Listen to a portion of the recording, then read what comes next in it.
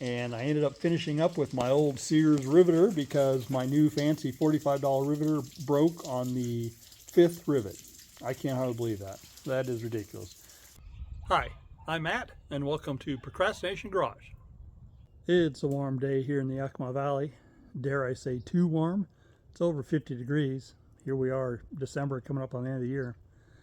That's all right, we'll take advantage of it. Gonna go down to the shop, do a couple things. First thing up, my snowmobile belt for my new snowmobile. I brought it up to the house to clean it. I've washed it, got any residue off of it. Gonna go put that on the new sled. And then we're gonna concentrate on getting the scaffolding moved. If you've been watching, you know the problem, but I'll show you anyway. There is a scaffolding tucked in there.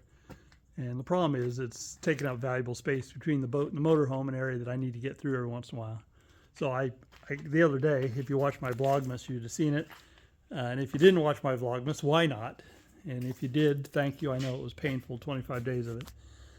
Anyway, the goal is to put the scaffolding over here where I made a spot for it. And then the door that I use as a table here, basically I can turn the scaffolding into kind of a storage space table. It's not a good idea. I really should keep it clear, but I know how I am. First thing though, let's figure out this snowmobile, where the spare drive belt goes. Let me open that side panel up and we'll take a look together. We got it off, but I gotta say that was complicated. It has a little locking tab here, a strap there, a strap there, another strap here, and then I undid another locking tab that goes to this cover here, and then I've done all that. There's no place to put the belt. So what that tells me is that either maybe I disassembled too far, maybe it goes here somewhere, or maybe it goes on the other side, or what's that showing up? Maybe they don't have storage for a belt anymore.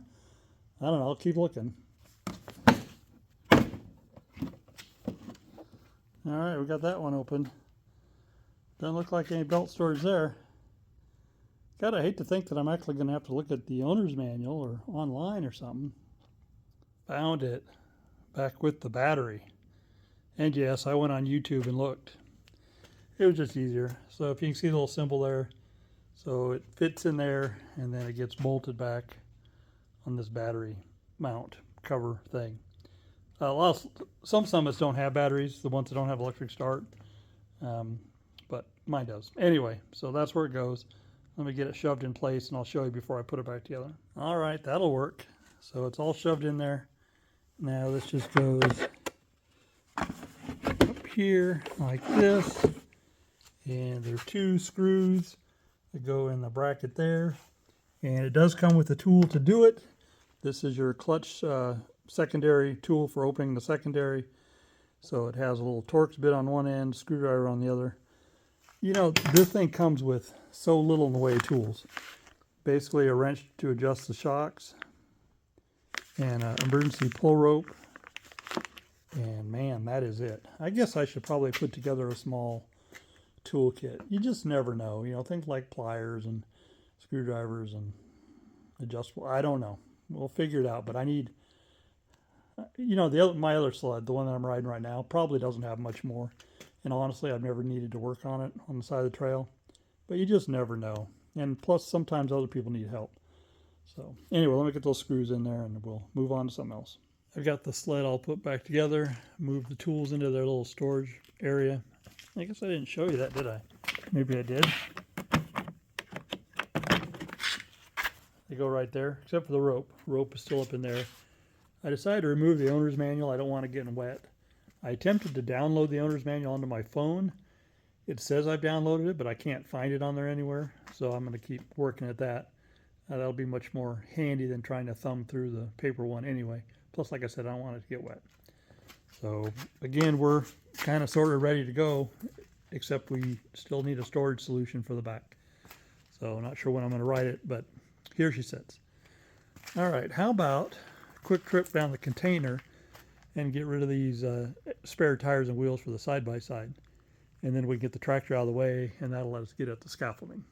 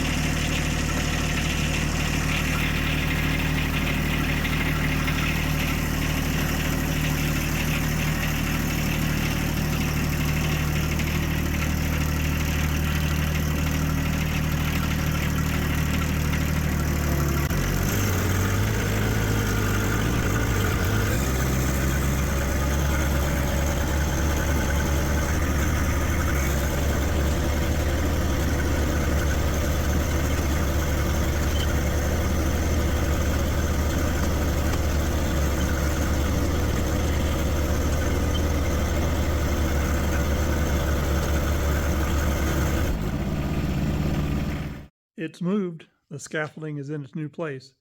And that makes a lot more sense because I was already using this space before with the door and some sawhorses. So it can still be used for the same thing. Plus this is now out of the way, ready to use when I need it. Cleared up a lot of room over here. I still have the railing for the scaffolding. This one here needs to be repaired. That was one, if you watched previous videos, and if not, go back and watch it, where a friend and I were falling trees, and this got caught up in a tree and got dinged. So I'm not going to replace it. I'm just going to figure a way to patch it. Not sure how yet. I may just cut a section out here, slip a tube in between the two. I don't know. We'll see. For now, though, they can probably be moved over to the scaffolding. Had to get the sled out of the way. See, the issue was up here, these tracks for the overhead doors. The scaffolding is higher than that, so they had to kind of just fit around and slide around the ends of it here. And can't even do it with the door open, so I had to close the door. Had to move the sled out of the way temporarily. It can now be moved back, open the door, bring the tractor back in. That's probably about all we're going to do down here today. Well, you know what they say. Never leave a guy alone with a torch. Or never leave a guy alone with tools that he doesn't know how to use. Or all the above. So anyway, using some MAP gas, a vise, and a lot of brute strength, I heated up all the joints that were mangled, and I straightened them, sort of. So anyway, I got the general shape of the scaffolding safety rail back into shape. Now, do you really want to trust your life with this thing? I don't know. I'm not sure I ever did initially anyway. It's more of a mental thing to have it, I think, more than anything. And, you know, if you just brushed up against it, you'll be all right. So the question is, this was one piece that hooks up to another piece. Can I get that piece back together? And then if so, will it drop into place up there? Yeah, I have no doubt it'll do that if I can get these pieces. There's two little pin clips that have to connect here, and then there's two bolts here. So let me see if I can get it back together, and I'll show you. Look at that. Put it back together. We're calling that good enough. So yeah, it's a little wavy. And again, we've lost some structural strength there. That's all right. We don't care.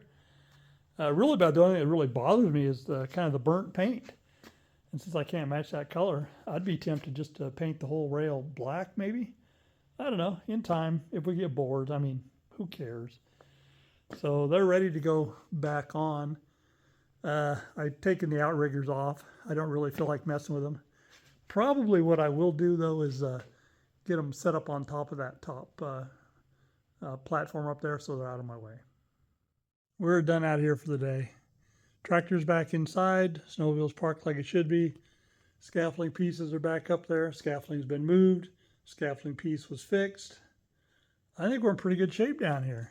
All right, what are we going to work on tomorrow? Hi, we're just taking a pause here, and what I was hoping is that you'd maybe hit the like button or the dislike button, leave me a comment, subscribe, and tell all your friends. Thank you. It's a Sunday afternoon, and we're over at the rental. It is refrigerator removal day. If you saw during Vlogmas, we replaced the refrigerator here. Got smart this time. Brought the trailer so I can load it by myself instead of trying to get it in the back of the pickup. Well, that was easy. Now let's get a couple straps on it. Locked and loaded. Taking the shortcut. I'm leaving the dolly in there, only using one strap. But we're only going 5 miles, if that. Made it home without incident. So let's add it to the refrigerator graveyard over here. It's Monday morning around 8:45 a.m. and a group of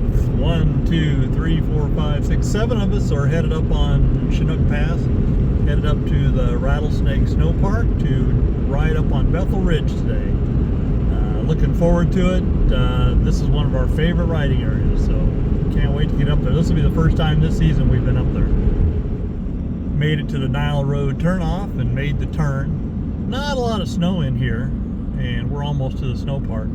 That being said, you gain elevation pretty quickly out of the snow park, so I know there's going to be plenty of snow. and it was groomed a couple days ago, or 3-4 days ago. So it should be in pretty good shape. Check out the weather day. It's looking pretty nice. We may have a little bit of cloud up there, but overall I think it's going to be gorgeous. So we're down 4 people from what it originally was hoping to come. That's too bad. They're going to miss out on a great day. Made it to the Rattlesnake Snow Park. Most everybody in here is our group, except for the pickup way over there.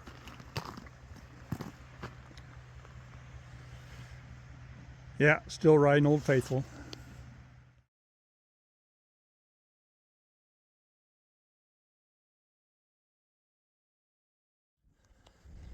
The snow is really deep.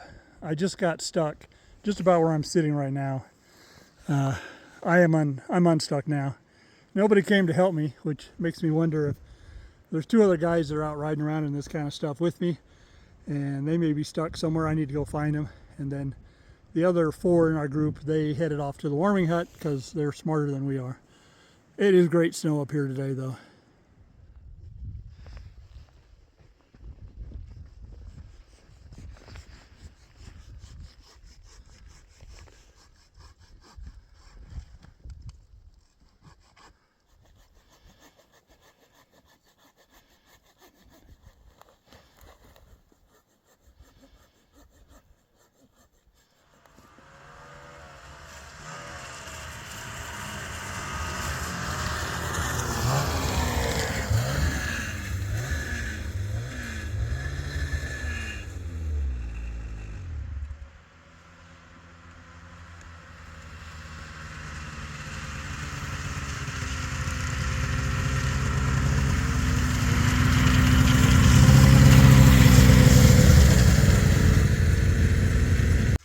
It's Friday morning around 10:30 a.m.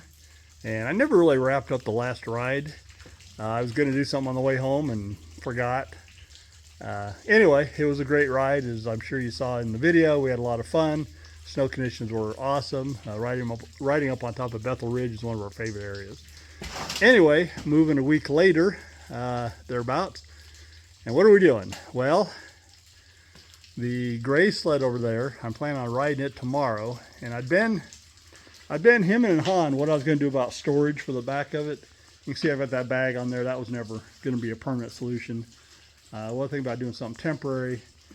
I was trying to find another one of these. This company's gone out of business. They're hard to find. So then I thought about doing a pack out box or 2 on that sled, and just not sold on exactly what it's going to look like and blah, blah, blah. So finally I just decided that let's go ahead and move this one over. And what's that entail? You can see where that little clasp is there. Underneath it is that stainless steel mount. There's 4 of those. I believe they're riveted to the tunnel, which means we'll have to drill some holes over there. I'm not opposed to doing that. So I think that's what we'll do. And then up here, this bag, we're going to move it over to the new sled. And that'll pretty much get us all set up. This one has a glove box extension is what they call it. Gives us more storage room. That one there does not have one yet. I'll be buying it, but I won't have it for tomorrow's ride. So I think that's where we are. See, also the thing, I've got a removable snow flap on it. You can see on that one there, the snow flap is sticking down. And that's to block snow from being thrown out the back. But it's a hindrance in deep snow. So I mounted a removable one on this one. There was not an offering for one, but I modified one for actually one of those sleds there to put on here. So I'm going to leave this one, but in time I will be buying one for that one. So one thing that probably will have to go on the new sled there, see that little bracket there? That's called a link bracket, L-I-N-Q. There's 4, 2 on each side. I'll probably be removing those today. In fact, I'm using one of them right here. That's what that kit. It actually comes with one removable snow flap. So we'll probably have more we know what to do with.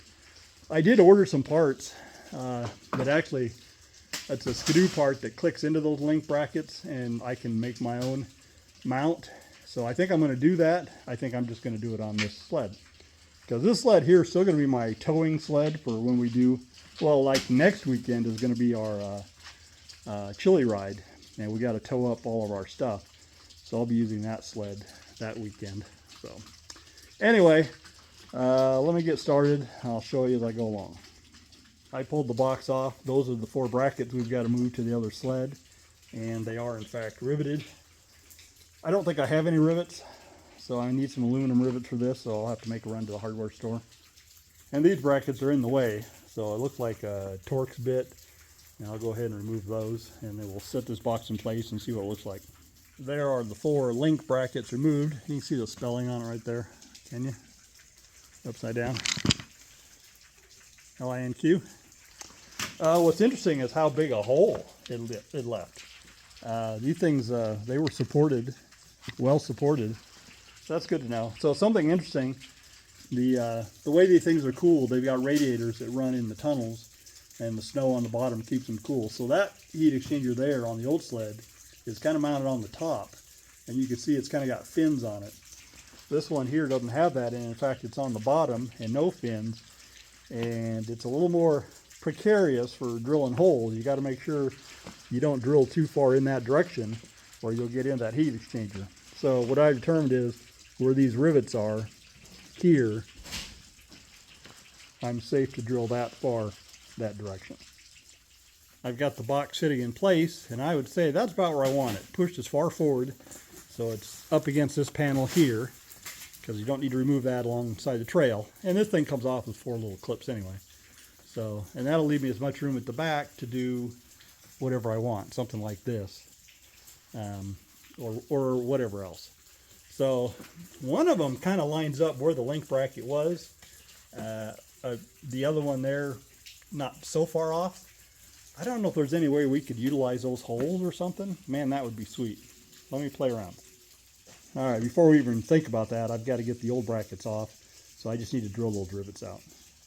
I don't know if I mentioned I got the mounts off the other sled. I've got them laid out on here. I think they're right where I want them. I marked them with a Sharpie.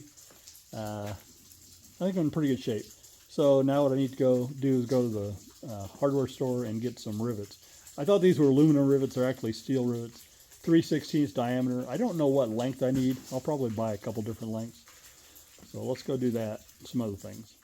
On our way home, had to make 2 stops, not only at Helms, but the parts store next door. Needed light bulbs for an outdoor light on the camper.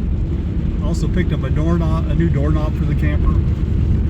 If you're hearing it in my voice, I'm sick right now. I've been sick for about a week. Oh well, we'll get over it. Anyway, got the rivets. I ended up getting 3 different sizes of rivets, 2 of them in aluminum and 1 in steel. I prefer the steel. Aluminum will work. I just want to make sure I had all the bases covered. I also bought a heavy-duty rivet gun because I don't have a really good rivet gun. So we'll try that out too. But now we got to get home and drill the holes and get those little mounts riveted in place. So the rivet size, diameter, 3/16 of an inch. Don't know if I mentioned that. So I went ahead and I drilled, well, first I punched where I wanted to drill a hole, and then I drilled 1 hole for each bracket, and then I have since put a rivet in it for each one, and then I've kind of got them lined up to where I think it's probably a pretty good match. I'm going to go ahead and put the box on right now and do a trial fit. Love my new riveter already. It will rivet up to 5 sizes. That's 4 of them right there, plus the one that's in the tip. But what's really cool is this little plastic thing there. It holds the rivet pieces. When you're done, if you hold it upright and you spread, then the rivet piece drops down inside there. I'm sorry, not a focus. So that's pretty cool. Anyway, let me do a trial fit. I'll show you what it looks like. Got the box sitting down there. Got the little clamps clamped down into place. Everything is good. So I'm going to pull the box back off and drill out at least another 4 holes, 1 hole for each bracket. Because I'm using aluminum rivets, maybe I'll go ahead and drill out that 3rd hole too. A little more support. I've got the 4 mounts secured with 3 rivets each.